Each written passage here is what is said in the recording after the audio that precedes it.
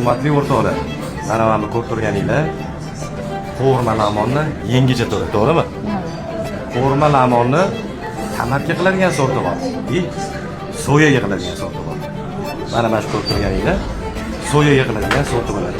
Bunaqasi faqat Anjir milliy taomlarida bo'ladi. Anjirga kelasizlar, shunaqa qo'rma lamonni yeb ko'rasizlar. Mana bismillah.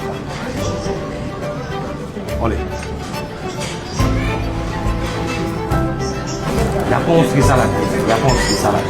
Shu yaponskiy salat bu ham soya bilan birga tayyorlanadi. Qo'rma lamonni ham soyaligi chiqdi. Yaponskiy salatni ham azaldan soyali.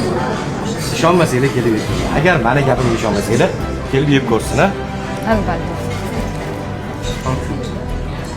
To'g'ri aytaymi? Buni bunaqa juda qiyin. Hech qo'rma lamonni qo'lda yeb ko'rganmisiz? Yo'q. Mazaliroq bo'ladi.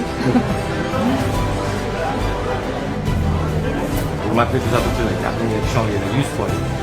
Toshkentda mana shunaqa hamma kamdan-kam yo'g'altsa 100% anjirlar.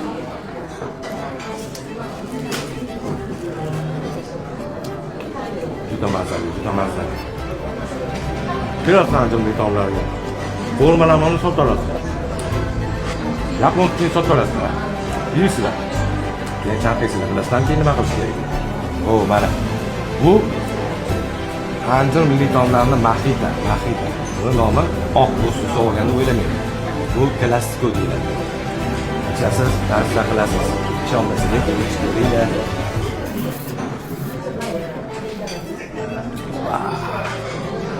Mazasi juda ham zo'r.